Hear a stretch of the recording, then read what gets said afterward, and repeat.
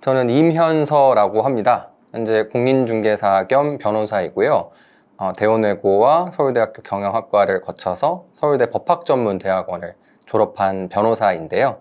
현재는 IT 회사를 운영하고 있습니다. 임현서다라는 유튜브 채널을 운영하고 있기도 하고, 가끔 가다가 기회가 생기면 방송에 나가서 노래도 부르고 이것저것 방송국에서 시키는 것도 하는 관심 많은 젊은이입니다. 그러니까 위기주도 학습법은 어떻게 보면은 이렇게 공부를 해라 라는 이야기를 하고 있긴 한데, 그것에 앞서서 왜 그렇게 해야지만 효과적인지, 그리고 그 메커니즘은 왜 이렇게 되는지를 좀 경험적으로 전달을 많이 하려고 하는 편입니다. 열흘 만에 공인중개사 자격증을 취득했다. 물론 저는 이제 법학에 대한 학습 배경이 있고 하지만, 공인중개사 자격을 취득을 해보신 분은 알겠지만 양이 굉장히 많아요. 양이 굉장히 많기 때문에 미리 준비하는 게 맞습니다. 그리고 다시 그때로 돌아가서 조금 더 준비할 시간을 더 준다, 그리고 이게 시험을 꼭 붙어야 되는 시험이다 라고 하면은 저도 훨씬 오래 준비를 하겠죠. 근데 열흘 만에 공인중개사 자격을 취득을 해야 되고, 꼭 취득을 해야 되면은 딴짓을 할 수가 없습니다. 꼭 취득을 해야 되고, 안 그러면 큰일 나기 때문에, 너무 잃을 것이 많기 때문에. 그러니까 짧은 시간에 중요한 것들만 공부를 하게 되고, 또 거기에 불필요한 행위들을 하지 않게 되고, 순도 높은 집중을 하게 되는 거죠. 평소에 오늘 집에 가서라도 그렇게 하면 되는데, 그게 되지 않는 이유는 실질적으로 나의 이 학습에 대한 열이나 욕구를 깨워주는 그런 본능적인 이벤트가 없어서 이기 때문이거든요. 저도 항상 뭔가를 미루고 근데 평생 그랬거든요.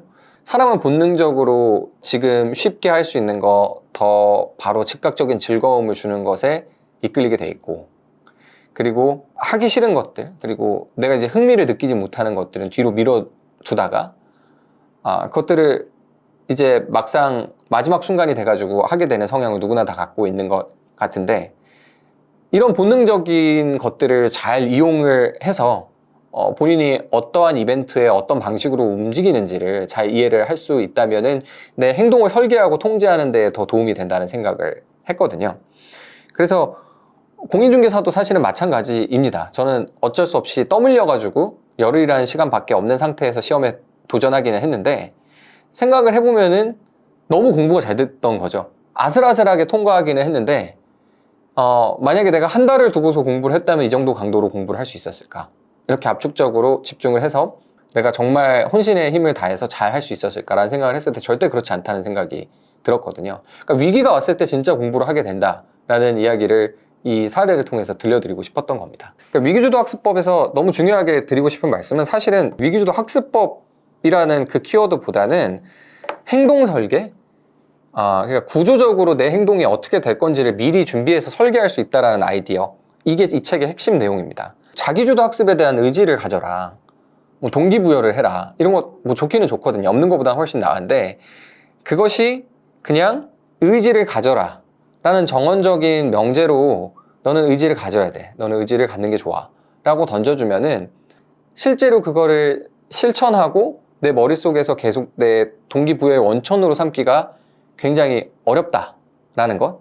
예컨대 꼭 뭐 공부가 아니더라도 내가 행동 자체를, 그냥 주변에 있는 환경을 바꿈으로써 변화시킬 수 있는 것들이 굉장히 많이 있거든요. 앞에 자세가 지금 좀 구부정하다, 제가 지금 의자를 뒤에다가 조금 빼놓고 앉아가지고 했는데, 책상을 앞에다가 앉고서 하면은 어차피 허리를 굽힐 공간이 많아지지 않으면 허리가 고추 서게 되거든요. 그러면 허리를 구부정하게 앉지 않아도 되겠죠.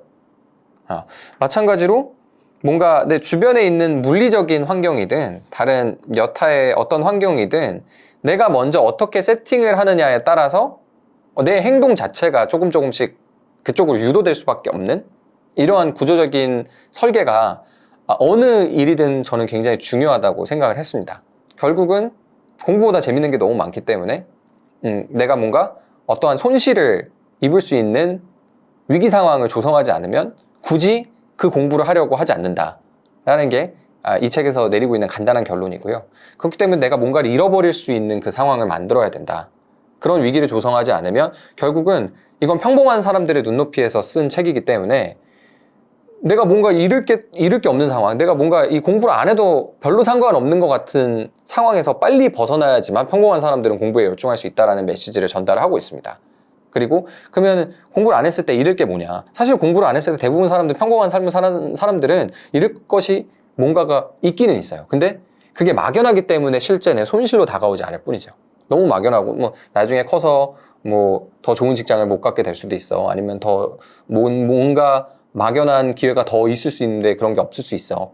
이런 생각을 누구나 다 어렴풋이는 할 수 있지만 그거를 제대로 이해하고 그것 자체가 내 행동에 영향을 주는 이 논리적인 설계로 이어지는 못하고 있는 거거든요. 그러니까 그거를 잘 땡겨와서 구체적으로 내 눈앞에 놓고 실질적인 위기를 조성을 하고 내 심리적인 압박감을 만들어줘야 된다라는 게 이 위기를 조성하라는 메시지 중에 가장 중요한 겁니다. 그래서 이 위기 조성에서 세 가지 요소, 너무 당연한 건데 세 가지 요소로 예시를 드렸던 게 금전적인 손실에 대한 위험, 그리고 시간과 기회, 시간과 기회가 비슷하다라고 봤고요. 그리고 마지막으로 세 번째가 사회적인 평가였거든요. 금전적인 손실은 많은 분들이 공부를 오랫동안 가정으로부터 아니면 뭐 부모님으로부터 금전적인 지원을 받으면서 실패하는 거를 저는 굉장히 많이 봤습니다. 당장 먹고 사는데 불편이 없고 당장 무언가가 내가 어떤 부담이 되지 않으니까 그 상황에 젖어들면서 자연스럽게 의지가 떨어지는 것들은 직접 고시촌이 있을 때부터 주변에서 많이 봐왔고, 그래서 끝맺음을 확실히 결론을 내고서 하는 것이 위기 조성의 하나의 요소가 될 수 있다. 언제까지만 지원을 받고 이제 받지 않는다든지, 그 이후로는 난 일하면서 공부를 해야 돼. 이런 식의 배수진을 쳐주는 것이 익숙한 안락함으로부터 벗어나서 위기 상황에서 공부를 조금이라도 더 해야 될 이유를 만들어내는 요소가 된다고 봤습니다. 두 번째는 시간이나 기회인데요. 되게 당연한 거죠. 공부를 평생 할 수는 없으니까요. 공부를 평생 하는 직업도 있지만 대부분 저희가 위기주도 학습법이라는 책에서 이야기하고 있는 건 끝이 보이는 공부, 대입이라든지 공무원 시험이라든지 아니면 특정 시험을 준비하는 건 모든 공통점이 있는 것 같아요. 어떤 시험을 10번을 볼 수도 있고 20번을 볼 수도 있는데 계속해서 봤을 때는 당연히 그 시간만큼 유한한 인생을 사는 사람의 입장에서는 그 시간에 딴 거 할 수 있는데 못하는 거잖아요. 그러니까 더더욱 문제는 뭐냐면은 특정 시기를 지나면은 진짜로 하기 어려워지는 것들이 생길 수밖에 없다는 것. 나이가 40 먹었는데 대기업의 공채로 선발되기가 되게 어려운 것처럼 이 시기를 놓치게 되면은 안 되는 것들이 있는 거죠. 그 시기를 적절하게 조성을 하는 것, 그리고 그 시기가 나한테 어떠한 임팩트가 있는지를 명확하게 인지를 하고 그거에 따라서 자기 시간을 세팅을 하는 것, 자기의 그 제한 시간을 세팅해 두는 것이 굉장히 중요한 것 같습니다. 그리고 인위적으로도 세팅을 할 필요가 있고요.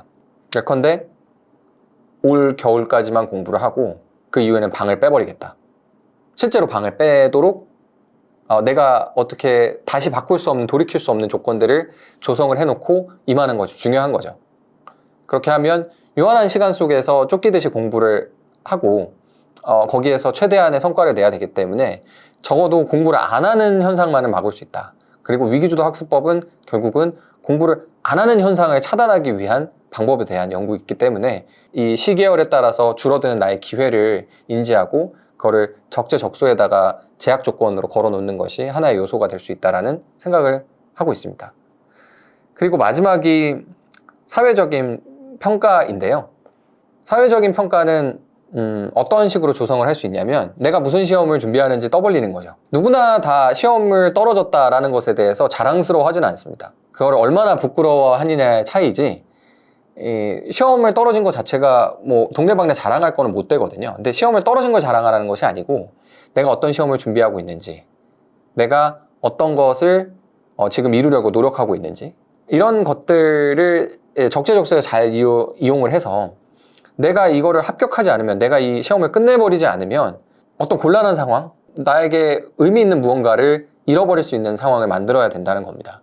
그래서 저도 뭔가를 준비할 때 그러는 편이거든요. 왜냐면 저 몰래 뭔가를 하려고 하면 잘 안 되더라고요.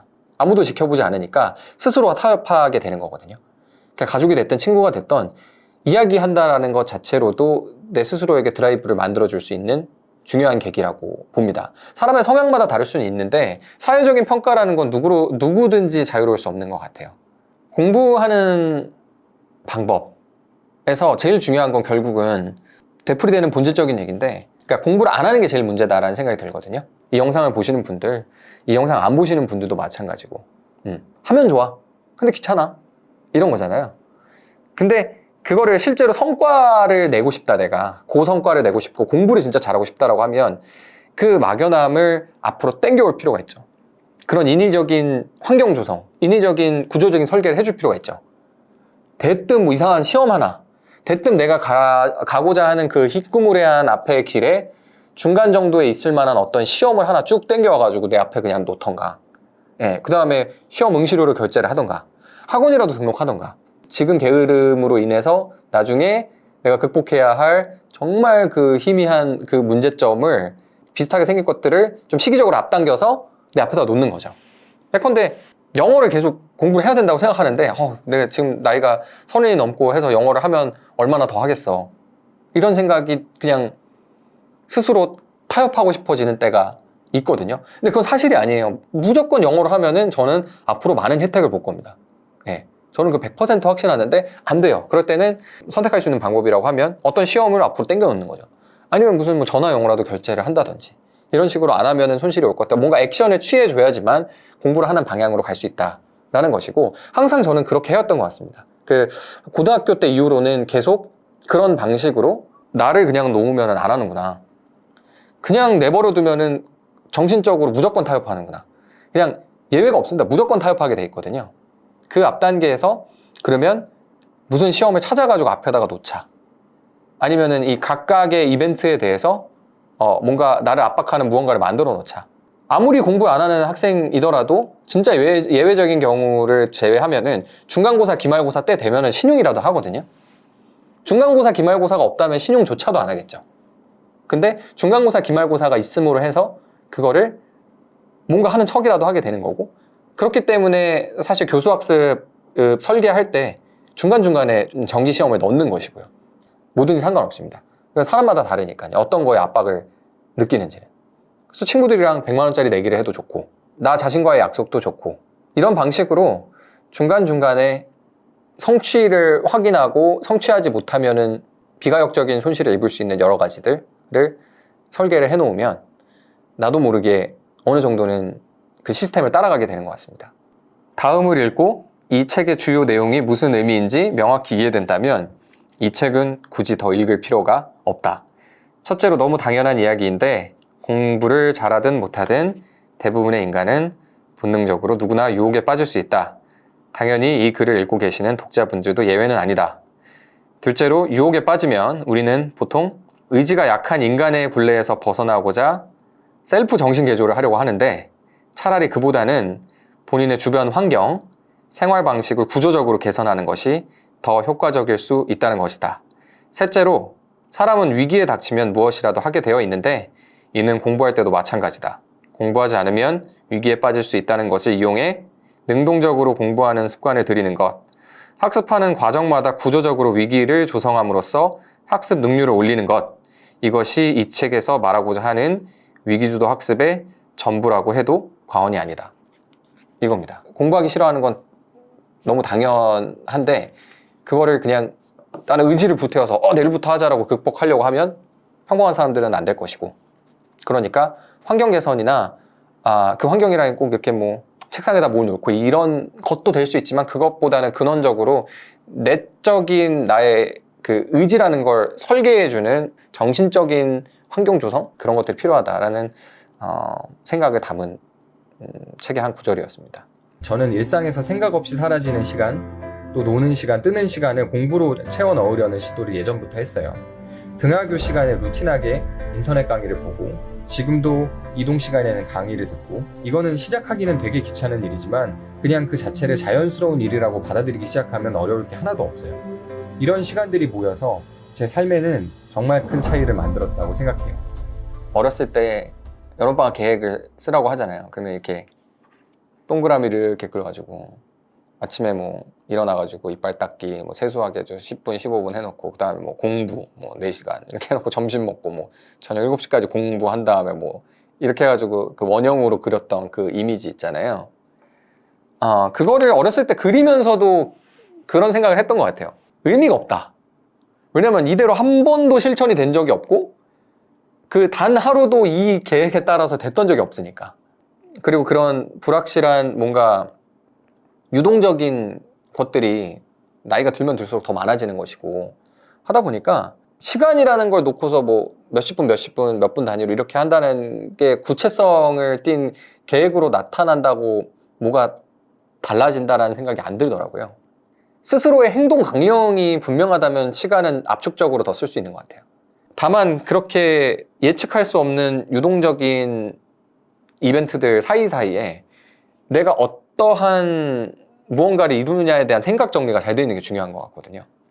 나는 짬이 나면 영어 공부를 한다. 이게 되게 분명하게 본인한테 설득이 돼 있으면은 그러면은 망설이지 않고 무언가에 착수할 수 있으니까 결국은 시간 자체가 진공 상태가 없도록 그 진공을 채워넣는 무언가를 항상 준비하고 있는 게 저는 그 시간을 관리할 때 되게 중요한 것 같습니다. 그 계획을 세우고 그 계획을 실천하는 데 또 시간을 쓰지 않더라도 굉장히 경제적인 시간 활용을 할 수 있는 것 같거든요. 예컨대 제가 논산훈련소에 입소했을 때 주머니에 그 카플란에서 나온 단어집 요만한 이 책이랑 사이즈는 거의 차이 안 났어요. 근데 건빵 주머니에 들어가거든요. 예전 그 청개구리 군복에 건빵 주머니에 들어가는데 몰래 가지고 들어가서 시간이 엄청 많이 비거든요. 훈련소에서 뭐 수류탄 한 번 던지러 가면은 1시간 반 걸어가지고 수류탄 하나, 연습용 하나 던지고 진짜 수류탄 던지고 한 2시간 앉아있다 와요. 너무 시간이 아깝잖아요, 그게. 그래서 건빵 주머니에 있는 거 가져가지고 막 읽고 그랬거든요. 근데 되게 재밌는 게 그거를 가져가서 책 읽으면 안 되는데 또 사람이 하는 일이다 보니까 잘 구석에서 찌그러져가지고 이렇게 읽고 하니까 터치를 잘 안 하더라고요. 그때는 뭐 시간 활용을 진짜 잘하는 거죠, 그거는.